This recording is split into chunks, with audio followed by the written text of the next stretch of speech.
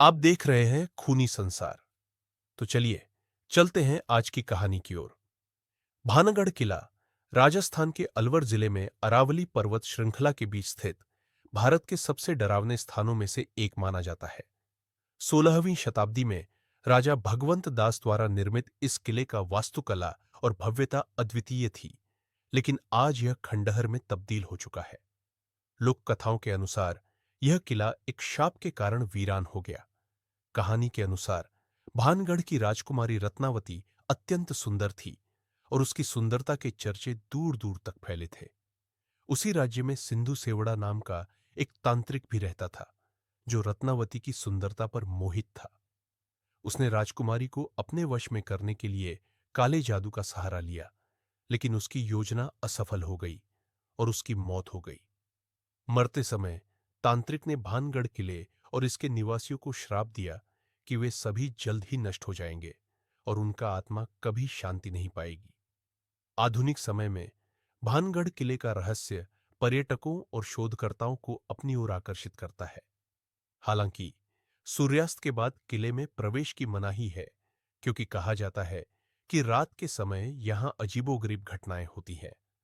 किले के अंदर अक्सर अजीब आवाजें सुनाई देती है और लोगों का दावा है कि उन्होंने यहां भूत प्रेत देखे हैं। यही डरावनी कहानियां रवि और उसके दोस्तों के लिए चुनौती बन गई। वे सभी भानगढ़ के बारे में सुन चुके थे और इस जगह के रहस्यों को खुद जानने का साहस जुटा चुके थे। उन्होंने किले में रात बिताने का निर्णय लिया, जो उनके जीवन का सबसे बड़ा और डरावना अनुभव साबित हुआ। रवि, नील, अंजलि और सौरभ, ये चार दोस्त साहसी और रोमांच के शौकीन थे। वे अपने जीवन में एक ऐसी घटना चाहते थे जिसे वे कभी भूल न पाए। उन्होंने भानगढ़ किले के बारे में पढ़ा और सुना था, लेकिन वहां जाने का अवसर कभी नहीं मिला था। एक दिन उन्होंने तय किया कि वे भानगढ़ की यात्रा करेंगे और वहां रात भर रुकेंगे। उन्होंने इस यात्रा को अपने जीवन का सबसे बड़ा रोमांचक अनुभव बनाने का संकल्प लिया। चारों दोस्त एक गर्मी की शाम को भानगढ़ पहुंचे। दिन का समय था, लेकिन किले के पास पहुंचते ही उन्हें एक अजीब सी ठंडक महसूस हुई। किले के आसपास का माहौल बिल्कुल वीरान और डरावना था। जैसे ही उन्होंने किले के मुख्य दरवाजे पर कदम रखा, एक पुरानी हवाओं की गूंज ने उनका स्वागत किया। किले के अंदर पहुंचकर उन्होंने महसूस किया कि यह स्थान सामान्य नहीं है। किले की दीवारें जैसे कुछ कहने की कोशिश कर रही थीं और हर कोने में छिपा एक रहस्य उन्हें अपनी ओर खींच रहा था। सूरज ढलने लगा और किले के अंदर की हवा और भी ठंडी हो गई।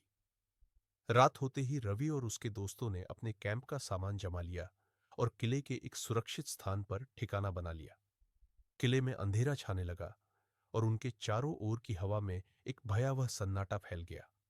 हालांकि दोस्तों ने इस बात को नजरअंदाज कर दिया और सोचा कि शायद यह उनके डर का असर है।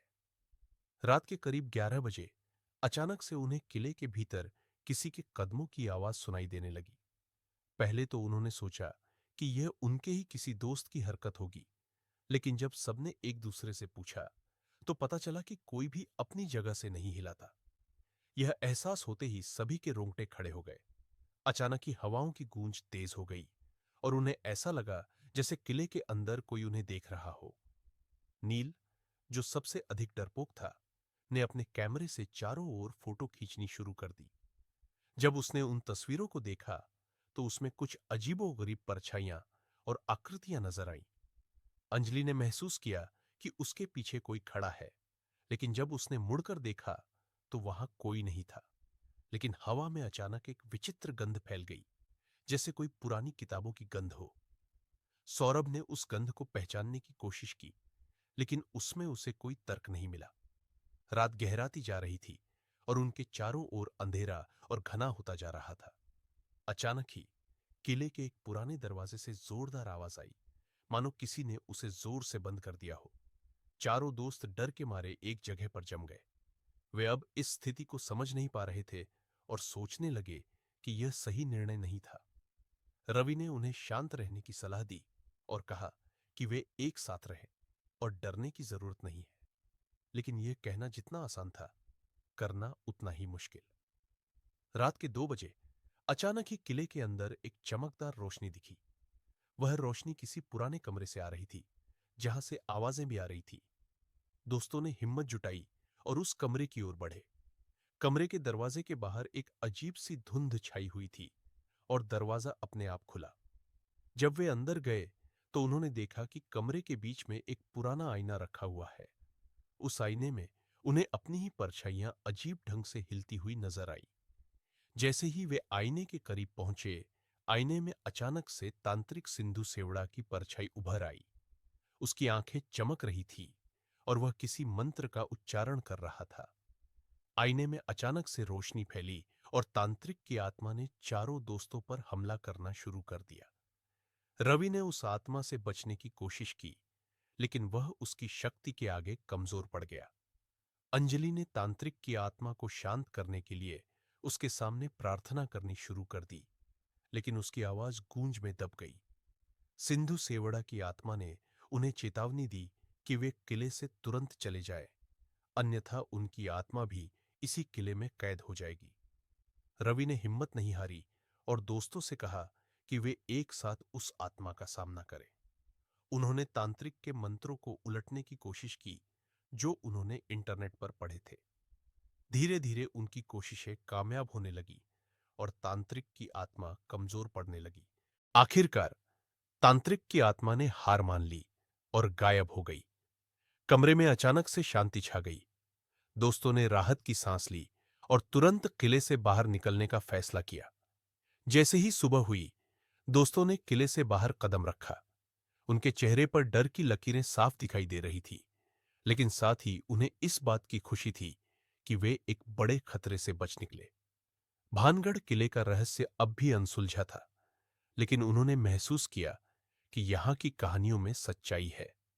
रवि और उसके दोस्तों ने तय किया कि वे अब किसी ऐसे स्थान पर कभी नहीं जाएंगे जहां के बारे में डरावनी कहानियां मशहूर हों। भानगढ़ किले का अनुभव उनकी जिंदगी का सबसे बड़ा सबक बन गया। भानगढ़ से लौटने के बाद दोस्तों ने अपनी जीवन शैली में कई बदलाव किए। वे अब न केवल अंधविश्वासों से दूर रहने लगे, बल्कि जीवन की छोटी छोटी खुशियों का महत्व भी समझने लगे।